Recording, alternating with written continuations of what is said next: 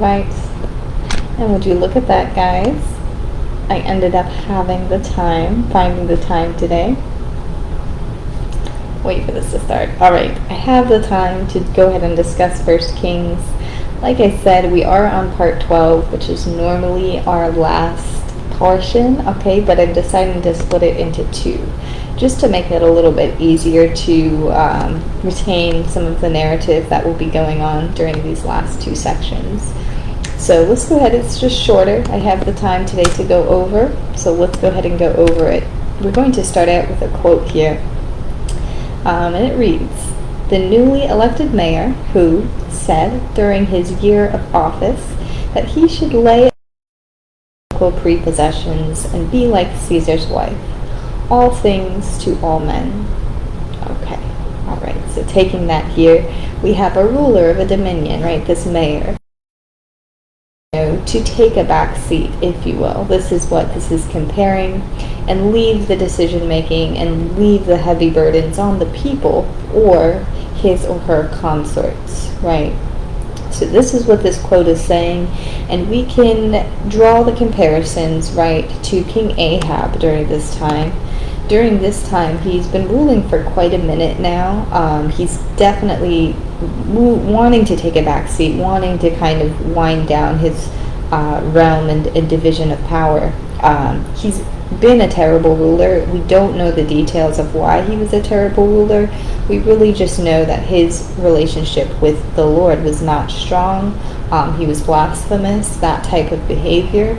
Now, also around this time, we have the king of Aram, Ben-Hadad, who was quite frankly the opposite of what this quote describes. He was very hands-on. He's very warlike mentality, trying to overtake a lot of the surrounding area, which we will learn. He besieges Samaria, and he's going to go to Israel and see if he can overtake King Ahab during this time. So let's go ahead and learn about this narrative, right? We have one king that is looking to take more of a back seat, and then another king who is looking to overtake the one who is trying to relax, okay? Let's begin with chapter 10 here. Chapter 10. Hold on. This is definitely not chapter 10. I know we're quite far along. This is actually 20. Alright, there goes my time, but let me just go ahead and adjust this here so we're not misled. This is 1 Kings chapter 20, and let me just change these ones into twos so we are not confused. Alright. That's 1, 20, 29, 31. You know, there's a lot of back and forth, so as much as I would have liked to keep this section shorter, you know, we have to get some of these details in here for the story to make sense. But chapter 20 is actually quite a long chapter. It takes up this whole section here.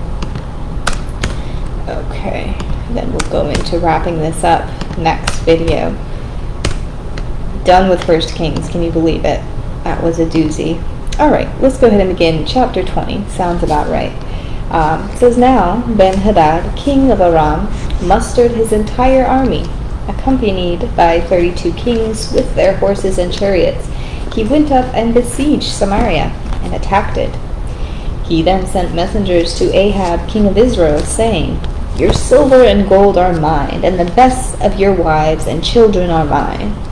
So when King Ahab heard this, he took a little bit of a comical stance. He just responded as such, right, saying, "Okay, go ahead, take them, right? Go ahead and try." I don't know if there was some sort of cocky connotation behind that, but he was very lenient with this message, you know, receiving this message. It shows you the kind of mind state that he was in. He's just like, okay, whatever, go ahead and take it. Whether he was being serious or not, right, he definitely gives a more laid-back attitude towards this kind of threat that's coming towards him, right? His wives and all his riches, right? Why would he be, you know, lenient towards that? But nonetheless, the king of Israel, Ahab, summoned all the elders of the land and said to him, "See how this man is looking for trouble. When he sent for my wives and my children, my silver and my gold, I did not refuse him." So essentially after he said, go ahead, take it, Ben-Hadad came and said, okay, we'll have everything ready by, this time tomorrow. We will be there to overtake you, essentially. And then now King Ahab is taken aback. He's like, well, now he's really looking for trouble, right? He's actually going to come and cause problems. Interesting, right? So anyways, meanwhile, a prophet came to Ahab, king of Israel, and announced, this is what the Lord says. Do you see this vast army? I will give it into your hand today, and then you will know that I am the Lord. So with this, again, Ahab was not looking for a battle. He was not looking for trouble. He's looking to sit back, relax, and enjoy his riches and the things, and his wives, and the things that he's accumulated. Okay, not to say that wives are things, but you know how things were viewed, okay? Anyways, he's looking to sit back. He did not want to go into battle. But here we go, Ben-Hadad comes along with a great army, okay? This king has mustered up a lot of military strength, as we had read here. At least 32 kings with their horses and chariots were accompanying him. And then, of course, they all have their foot soldiers and their individual militaries, okay? So the prophet says to Ahab, look at this vast army, right? We will actually defend you. The Lord will defend you, so you finally become aware and you finally open your eyes that I am your Lord, right? You do not need to look anywhere else. So wonderful. That's the moment here. The junior officers under the provincial commanders went out first. So now they have this confidence. Now Ben-Hadad had dispatched scouts who reported men are advancing from Samaria. Okay, so they're moving in. They're all going to go to battle. It says here, when the Israelites were also mustered and given provisions, they marched out to meet them. The Israelites camped next to them. Excuse me. Next to them. Give me a moment here. Make sure this is good to go.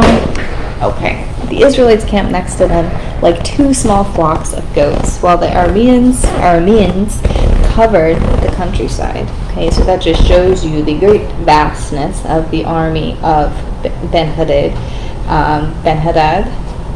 versus the Israelites, right? The Israelites really were small and tiny compared to the Aramean army.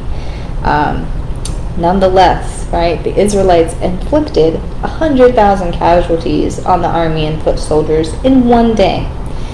And with that, Ben-Hadad fled to the city and hid in an inner room. So how does that happen, right? Only by the grace of God, that the Israelites were able to overtake the Arameans in one day, inflicting casualties, sending the rest of the army off into hiding, and the king, this great, confident, cocky king, had fled to his inner room. Okay? And now he wants forgiveness. Ben-Hadad wants forgiveness. His officials said to him, look, we've heard that the kings of Israel are merciful. Let us go to the king of Israel with sackcloth around our waists and ropes around our heads. Perhaps he will spare your life. So he does just that. And he actually goes to make a vow or a treaty with King Ahab. And he says, I will return the cities my father took from your father, Ben-Hadad offered. You may set up your own market areas in Damascus, as my father did in Samaria. Ahab said, on the basis of a treaty I will set you free. So he made a treaty with him and let him go. Okay, and there was no express knowledge that he was not supposed to do that, but nonetheless, a prophet comes and tells him that that was not the right thing to do. He should not have let that king go. By word of the Lord, one of the company prophets said to his companion, strike me with your weapon. But he refused. The prophet found another man and said, strike me, please. So the man struck him and wounded him. So here this prophet is waiting for the king, and he's performing a word of the Lord. He's performing the message that has come upon him. He said to the king, once the king had passed him, this is what the Lord says. You have set a free man I had determined should die. Therefore, it is your life for his life, your people for his people. Okay, so King Ahab is now aware that he was not supposed to be merciful towards this king. Only God is the one who is supposed to provide mercy, especially in this circumstance. Of course, right, we take that with knowledge that mercy is generally a good thing, and it seems like he should have been rewarded for showing mercy, but not in this sense. There was some kind of ill intention behind it. It was on the basis of a treaty, and it was very self-serving. So in this sense, it was not such a good thing, according to the Lord, okay? And he says here, therefore it is your life for his life, and your people for his people. Once King Ahab heard this, he is disgruntled, he's angry, he goes away, and he kind of brushes off the message and ignores the message. He's saying in his own head, it's like, I did the right thing. Who are you to tell me that I did not do the right thing for the nation and for myself? So he's disgruntled. And this is how this section ends. So I'm going to leave you with this. Again, we are wrapping this up. We only have a little bit left to go in 1 Kings, and we are making great headway as always. We're going to go right into 2 Kings because I have a feeling they're going to relate to one another. Once the 1 Kings ends, it continues the narrative in 2 Kings. So I appreciate you guys listening and taking some time out of your day, and I hope to see you very soon.